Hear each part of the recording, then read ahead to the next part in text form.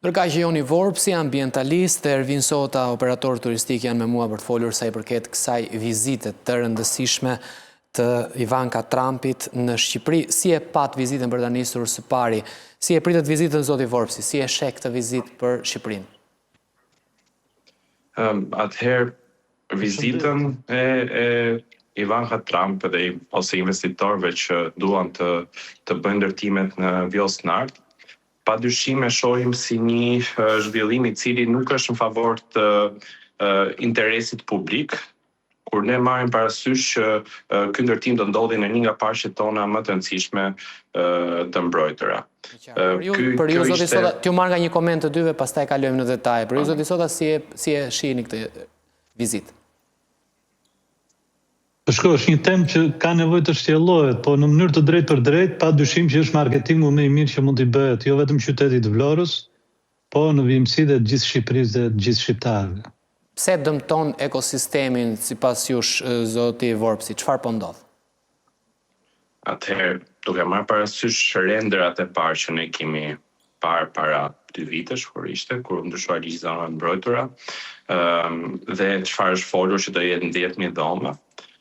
Ne po flasim për një ndërtim, siç thash, brenda një zone të mbrojtur, madje aty ku ka qenë zona strikte e mbrojtur, zona qendrore e zonës mbrojtur, pra që edhe për të bërë studimet i duhet merri leje. Tashmë ne flasim për ta transformuar atë në një qytet të ri me 10.000 dhoma, me drita, me asfalt, 10.000 dhoma mund të jenë nuk e di sa 30.000 njerëz, pra nuk flasim më edhe qesharake temi pse dëmton ekosistemin. Nuk flitet më fare për dëmtim, flitet për transformim, flitet për heqjen, zhdukjen e një zone dhe transformim në një qytet të ri. Qoftë ky luksoz apo jo, qoftë një golem i ri, nuk ka rëndësi. Ne po heqim një zonë shumë të rëndësishme nga Vjosa Narta dhe është një nga zonat më të mira që ne kemi. Pa ju futur detajeve se si këto pastaj ndikojnë, se si dëmtimi i pyllit, i dunave, se si gjithë kjo infrastrukturë do e dëmtoj zonën dhe rrjedhimisht do heqi shërbimet e ekosistemit, do heqi mbrojtjen që na bën nga përmbytje, do heqi pemët që janë aty dhe gjithë do dëmtoj lagunën, ujërat nëntoksore dhe të gjitha. Pra, mund t'i futemi në detaje se si do e dëmtoj ekosistemin, por duhet kemi parasysh që nuk po flasim për projekte, pra tash kemi një transformim total zonës me një aeroport, çështja trafik dhe resorte. Zoti Sota, a duhet të nëpërkëmbim biodiversitetin, natyrën dhe zonat e mbrojtura për shkak të zhvillimeve turistike? Atëherë, në rast të parë, unë jam i prirur të jap rëndësi zhvillimit, popullsisë, prioriteteve të shqiptarëve, të cilët në fakt keq vitet e fundit, po të marrë një shifër vetëm në Vlorë, kanë emigruar mbi 25.000 vlonjat në qyteti Vlorës, vetëm 2 vitet e fundit, për mos vajt në shkallë të gjerë në gjithë Shqipërinë dhe për mos vajt ajo lista që jemi një nga 5 vendet të cilët kemi më shumë shqiptar jashtë se sa brenda Shqipërisë. Thënë këtë, dua të them që ne po merremi me ambientin, me gjithë respektin që kam për ambientalistët, se unë jam shumë ekologjik si por si lidhet emigracioni masiv me ndërtimin e resorteve? Në Vlorë kemi pasur probleme me hipotekën, marrjen e tokave të qytetarëve në vijën bregdetare, kemi qenë shpeshherë duke bërë kronika dhe materiale mbi këtë rast, dhe ndoshta largohen edhe pse i merret toka nga ta ashtu quajtur oligark, apo jo?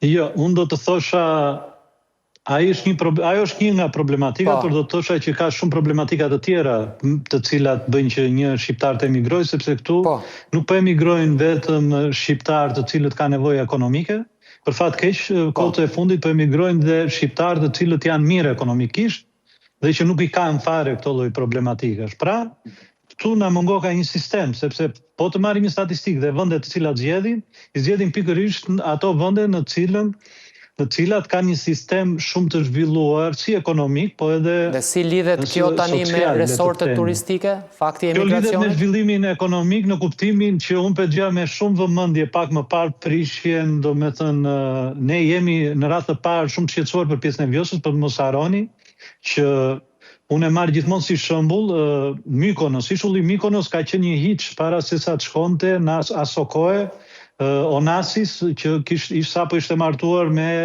zonjën, ish gruan e presidentit Kennedy, Jacqueline Kennedy, dhe me 2-3 vajtje, vetëm thjesht vajtje të tyre, sot njohim një Mykonos krejtësisht ndryshe që e njeh gjithë bota. Dhe unë po them diçka që është e vërtetë. Mykonos, më fal, për disa sqarime, Mykonos është një ndër qindra ishujt që ka Greqia. Ne kemi Sazanin dhe po ndërtohet edhe një projekt në Sazan. Po flasim për Vjosën, jo për ishullin e Sazanit. Pra si ndikon kjo e Vjosës me atë që po thoshte ambientalisti pak më herët. Se morët Mykonosin për çështjen e Sazanit.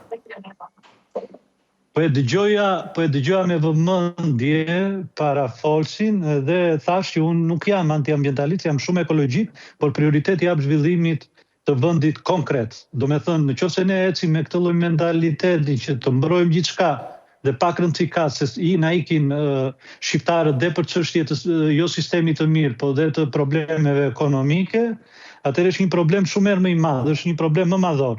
Pra, për mua më vlerë ka një njeri se sa një pulbard në konceptin e mirë. E qartë, zoti Vorpsi, si e shihni këtë? Do të thosha që ai problem, më fal.